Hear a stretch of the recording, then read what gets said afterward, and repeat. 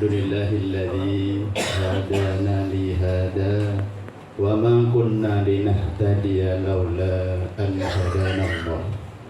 Asyhadu an la ilaha illallah wahdahu la syarika lah wa asyhadu anna Muhammadan abduhu wa rasuluhu la nabiyya ba'da. Allahumma shalli ala Muhammad wa ala alihi wa sahbihi ajma'in. Qala Allah Ta'ala fi kitabihil karim, a'udzu billahi minasy syaithanir rajim. Wa laqad yassarnal Qur'ana lidzikri fahal min mudakkir. Wa qala Allah aidan warattilil Qur'ana tartila. Wa qala an-nabiyyu sallallahu alaihi wasallam iqra'ul Qur'an fa innahu ya'ti yaumal qiyamah safi'an li ashabihi. Sadaqallahul adzim, sadaqa Rasulullah sallallahu alaihi wasallam. Kepada hadirin jamaah salat zuhur Masjid Al-Istiqomah yang Allah ridhai dan Allah berkahi. Pada kesempatan kali ini, marilah kita bersama-sama memunajatkan kehadirat Allah Subhanahu wa Ta'ala, yang mana Allah masih memberikan kepercayaan, keistiqomahan kepada kita dengan ditandainya bisa hadir panggilan Allah, yaitu sholat zuhur dengan berjamaah. Mudah-mudahan sholat zuhur kita pada hari ini dan segala aktivitas kita pada hari ini dan hari-hari kemarin Allah terima sebagai amal baik, kelak akan dijadikan sebuah pemberat timbangan di yaumil mizan. Amin ya rabbal alamin. Salawat serta salam semoga Allah limpahkan kepada baginda Rasulullah sallallahu alaihi wasallam, kepada para sahabatnya dan kepada tabi'in insyaallah sampai kepada kita yang masih dan tetap istiqomah di atas jalannya. Kepada jamaah salat zuhur rahimakumullah dan kepada anak-anakku sekalian aliyah, madrasah aliyah Yafis yang kami banggakan. Di mukadimah telah saya sampaikan dalam surat Al-Qamar, yang mana beberapa ayat terhadap ayat tadi sering diulang. Bunyinya walaqad yassarnal Qur'ana lidzikri fahal min mudakkir. Sungguh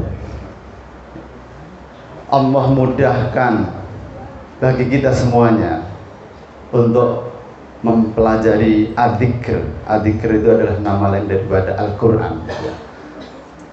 Baik itu dari bagaimana membacanya, bagaimana menerjemahkannya, bagaimana menafsirkannya, dan juga bagaimana mengaplikasikannya.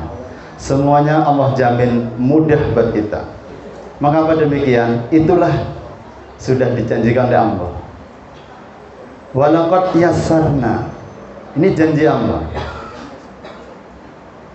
yakni kepada fahal min mudakkir, yakni kepada orang-orang yang mau berfikir, yakni kepada orang-orang yang mau belajar, yakni kepada orang-orang yang mau menggunakan pikirannya untuk memahami undang-undang Allah itu, maka akan Allah mudahkan. Hadirin jamaah rahimakumullah, yang pertama ketika kita ingin memahami konsep undang-undang Allah, yang pertama kita harus mampu membacanya, sebagaimana disinyalir dalam surat Al-Muzammil ayat yang keempat kalau tidak salah, warattilil Qur'ana tartila. Hendaklah ketika membaca Al-Quran itu dengan tartil. Tartil di sini adalah bermakna sesuai dengan tajwid, sesuai dengan ilmu yang pernah disampaikan oleh para sahabat bagaimana Rasulullah itu membacanya. Makanya akhir-akhir ini banyak kajian-kajian tentang bagaimana membaca Al-Quran itu mempunyai sanad. Anak-anak sekalian, adik-adik sanawiyah aliyah ya, sanawiyah tidak pulang. Anak-anak sekalian anak aliyah, kalau anak sekalian membuka YouTube atau membuka Google tentang bagaimana membaca Al-Quran yang bersanad, silahkan anak sekalian bisa buka di situ. Kemudian bisa cari di berbagai masjid besar yang dia konsen tentang bagaimana membaca Al-Quran yang bersanad, ya, termasuk bisa dilihat bagaimana meluruskan bacaan imam ketika dia dalam keadaan jadi imam. Jadi kalau sekalian mengikuti kajian tahsinnya, ya, insya Allah akan bisa memahami bagaimana bacaan imam di depan kita. Ya, itu pentingnya kita belajar. Sungguh aneh, ya, ketika di lembaga-lembaga Islam, ya, kita sebut saja di sini ya, PTDI ya. Ketika anak-anak itu diajarin membaca Al-Quran yang baik dan benar, yang sesuai dengan makharijul huruf dan sifatul huruf, ya, mereka enggan belajarnya. Saya tidak habis pusing kenapa kalau pernah saya mengajar di yang notabene bukan sekolah Islam ya. Ketika kita sodori, kita ajari, kita pahamkan tentang Islam, itu mereka serius mendengarnya, serius memperhatikannya, dan serius pula bertanya. Tetapi aneh kalau di kita ya merasa Islam ini, merasa di yayasan Islam ini, ya, ketika diajarin yang berbau Islam, masa bodoh, mendingan tidur, saya sudah tahu katanya. Padahal kenyataannya ketika disuruh baca Al-Quran, ya nggak jelas, panjang pendeknya aja nggak jelas, apalagi makharijul hurufnya, apalagi sifat hurufnya. Sementara itu yang diharapkan dalam ayat warattilil Qur'ana tartila. Disinyari dalam hadis, telah saya sampaikan di mukadimah, Iqra'ul Qur'an, bacalah olehmu Al-Quran. Tentu perintah ini sesuai dengan firman Allah tadi. Membacanya bagaimana? Harus tartil, ya. Jadi anak sekalian, jangan bosan-bosan kalau ada di sekitar masjid anak-anak sekalian ada kajian-kajian tahsin, ada kajian-kajian bagaimana membaca Al-Quran sesuai dengan tuntunan Rasulullah, yaitu bersanad kepada Rasulullah. Ikuti, karena itu penting sekali. Itu adalah langkah pertama bagaimana kita memahami Al-Quran. Yang pertama membacanya. Langkah kedua setelah kita bisa membacanya dengan baik dan benar, maka langkah selanjutnya adalah kita harus bisa memahami artinya. Memang kita bukan orang-orang pesantren ya. Kita bukan orang-orang alumni pesantren, tetapi dari berbagai pengalaman yang saya mengikutinya, tidak kalah orang-orang yang tidak pesantren itu dengan orang-orang pesantren. Bisa saya buktikan ya.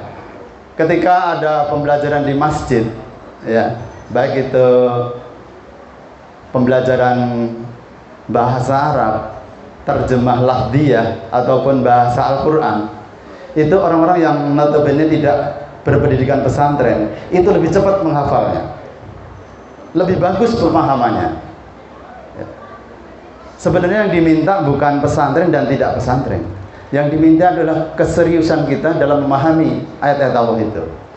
Yang bukan pesantren, kalau dia ingin memahami ayat Allah dengan sebenarnya, karena itu merupakan pedoman, maka dia akan serius untuk belajarnya. Dan keseriusan itu Allah beri kemudahan dalam memahami Al-Quran. Mengingat kalau kita melihat hadis bahwa setiap membaca Al-Quran satu huruf Allah berikan kebaikan 10 kebaikan, ya, itu tentunya tidak lepas dari warattilil Qur'ana tartila. Kalau kita membacanya tidak sesuai dengan makharijul huruf, tidak sesuai dengan tajwid, maka nilai 10 dalam satu huruf itu tidak akan kita peroleh. Ya. Sekali lagi, nilai satu huruf Allah lipatkan 10 kebaikan itu tidak akan kita peroleh jika kita membacanya hanya serampangan, yang penting bisa, dan nggak mau belajar. Itu tidak akan kita peroleh, yakin itu. Yang ketiga, setelah kita memahami, memang proses memahami Al-Quran itu ya luar biasa lamanya, ya. Membutuhkan waktu, membutuhkan proses, tidak sebulan 2 bulan. Tetapi bagi anak-anak sekalian, kalau sekalian serius dalam memahaminya, ya serius, akan kita di Aliyah ada bahasa Arab, ya kan, ada fikih, ada Al-Quran hadis, ya, semuanya kita dapat. Ketika kita serius dalam hal ingin memahami konsep undang-undangnya Allah ini, maka Allah akan berikan kemudahan-kemudahan. Dari situlah anak sekalian jangan berkecil hati, nggak harus pesantren. Memang utamanya di pesantren, karena kalau nggak pesantren biasanya kurang disiplin. Ya tergantung kita, sekali lagi tergantung kita. Kalau kita tidak bisa mengenyang pesantren, berdisiplinlah ketika dalam belajar. Itu udah bisa, paling tidak bisa menyamai orang pendidikan pesantren, yakin ya. Karena kebetulan ya putra-putri saya pesantren. Mengapa saya pesantren kan? Ya karena pertama saya tidak bisa mendidik dalam bahasa Arab, bahasa Inggris, ya. Karena cita-cita saya dan istri saya, mohon maaf saya cerita sedikit sebagai pandangan anak sekalian atau bapak-bapak yang ingin anaknya memahami Islam, memahami konsep Islam secara utuh dan serius, ya. Jadi mengingat saya dan istri saya itu tidak bisa bahasa Arab, tidak bisa membaca kitab gundul. Sementara kalau kita kuliah, rata-rata kan kalau kita memahami Islam itu kan pasti berbahasa Arab, pasti itu kitab gundul, ya. Dari keinginan situ maka keluarga ingin anaknya bisa tidak seperti bapak dan ibunya. Kalau saya waktu anak saya itu berangkat, saya tampilkan bahwa saya punya kitab tafsir tapi terjemahan, saya punya kitab-kitab hadis banyak, tetapi semua terjemahan, ya, baik itu Sahih Bukhari, Sahih Muslim, Bulughul Maram, Nailul Autar, Subul Salam dan lain sebagainya, ya. Itu saya punya. Anak saya bapak tantangin, ini bapak bisanya cuman terjemahan. Jadi maksud bapak ingin memesrantrenkan kamu, anak-anak sekalian, itu untuk bisa memahami kitab aslinya, supaya tidak seperti bapak suka dibohongin penterjemah. Kadang penterjemah itu, ya, memakai bahasa-bahasa yang halus, bahasa kalau sekarang itu bahasa Nusantara, ya, bahasa yang mudah dicerna, yang tidak menyinggung sana dan sini. Sementara bahasa Arab itu mempunyai makna yang luar biasa, ya. Dari situlah kami, ya, punya cita-cita anak-anak kami itu bisa mengerti bahasa Al-Quran. Yang kedua memang bahasa Inggris, ya.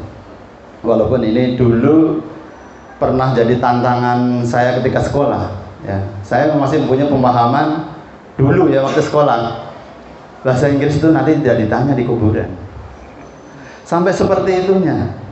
Makanya bahasa Inggris saya ya sepatah kata, 2 patah kata saja bisa. Tidak bisa ketika ada nanti anak sekalian kalau lagi kuliah, ya, untuk mempelajari sains, ya, semua model sains itu berbahasa Inggris, maka harus pintar bahasa Inggris. Ya, maka anak saya sekolahkan, saya pesantrenkan yang di situ bisa berbahasa Arab dan bisa berbahasa Inggris. Karena ketika kuliah nanti, bapaknya mengalami, ya, ketika mempelajari Islam secara jauh, semua berbahasa Arab, semua rata-rata bernuansa gundul. Begitu meraih ke sainsnya, semua berbahasa Inggris. Ya. Kalau saya belajar harus buka sono, buka sini, ya, minta kasih tahu sana, minta tahu kasih sini. Ya.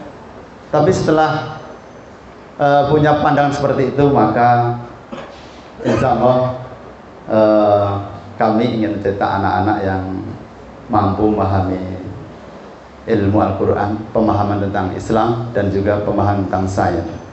Begitu juga anak sekalian, jangan kalah tadi yang saya bawa sampaikan, anak-anak aliyah, ya. Karena anak aliyah saya perhatikan di grup, ya, walaupun Bapak hari ini tidak mengajar di aliyah. Mungkin ada yang kenal Bapak, nggak kenal, ya. Karena Bapak dulu ya alumni guru aliyah, cuman mata pelajarannya tidak begitu signifikan, maka ya seperti itu, nggak apa-apa, ya. Harapan saya kepada anak-anak sekalian, tunjukkan bahwa kamu anak-anak aliyah ini adalah generasi ke depan. Jangan sampai anak sekalian tidak memahami Islam secara benar, tidak memahami Islam secara komprehensif. Begitu juga tidak memahami sains dengan baik. Maka kalau ada istilah, saya sering berbicara kepada anak-anak yang sudah kelas 9 atau kelas 10-11, ya, dulu, ya. Jadi kalau anak sekalian tidak bisa memahami Islam dengan baik, kursus bahasa Arab.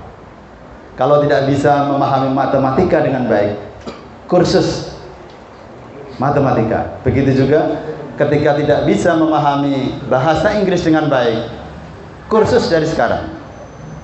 Karena itu penting. Kalau anak sekalian hanya berpatokan pada sekolahan, nggak lama, nggak konsen. Karena pelajarannya cuma sebentar, 45 menit ganti pak guru, ganti pelajaran, ya. Tapi kalau anak sekalian les, sekarang kan ada lembaga les yang hebat itu. Mana? Sigma, alhamdulillah, udah ada yang kenal. Kesana, les aja di sana, gratis kan? Gratis. Ya, kalau les di Sigma itu gratis, apalagi untuk sanawiyah dan aliyah, hanya membayar sekian persen, ya. Berlanjut kepada Iqra'ul Quran, ya. Barang siapa yang baca Al-Quran setiap harinya minimal, ya, 10 ayat lah. Setiap hari 10 ayat. Kalau tidak tahu artinya, karena kita bukan orang pesantren, lihat di terjemahannya. Cukup membantu bagi kita yang bukan pesantren. Ya, cukup membantu, bisa memanai walaupun berlafaz. Nanti setelah itu kita ada yang tidak tahu, tanyakan sama guru-guru kamu di sekolahan. Ya, kamu di sekolah, jangan diam aja di sekolah. Apa yang tidak kamu tahu, apa yang terjadi di masyarakat ketika berbeda pandangan, berbeda memaknai sesuatu, tanyakan sama gurunya. Ya, guru-guru kamu hebat itu. Ya, tanya masalah apa. Jangan sampai nggak tahu, rugi. Ya, masa pendidikan tidak mau bertanya tentang hal pendidikan, rugi. Demikian sebuah motivasi kepada anak sekalian. Mudah-mudahan motivasi ini bisa buat saya, keluarga, dan kepada anak sekalian. Ayo song-song Islam ke depan. Negara ini membutuhkan pemuda-pemuda yang konsen, yang serius terhadap Islam, sehingga ke depan, ya, negara ini tidak seperti ini, ya. Kita diacak adil, kita diadu domba, ya. kita diinjak-injak, ya, kita mudah dihancurkan. Mengapa? Ya karena kita sendiri tidak memahami Islam dengan benar. Kita sendiri tidak mau bersatu dalam tatanan Islam, makanya kita mudah dihancurkan. Dari situlah muda-muda ini, anak-anak sekalian, adalah harapannya. Lanjut pelajari Islam dengan serius. Kalau tidak memahami dengan serius, ke depan negara ini, bahkan kita umat Islam ya, belum tentu bisa bebas melaksanakan syariat Islam di sini. Ya, belum tentu. Walaupun Islam itu tidak akan hilang, tetapi pelaksanaan syariat secara individu ya tidak menjamin kita bisa melaksanakan secara tenang. Ya, dari situlah, ayo anak sekalian, pelajari Islam dengan baik, pelajari sains ilmu apapun dengan serius, dengan baik. Insya Allah negara membutuhkanmu. Demikian, hadanallahu wa iyyakum ajma'in. Assalamualaikum warahmatullahi wabarakatuh.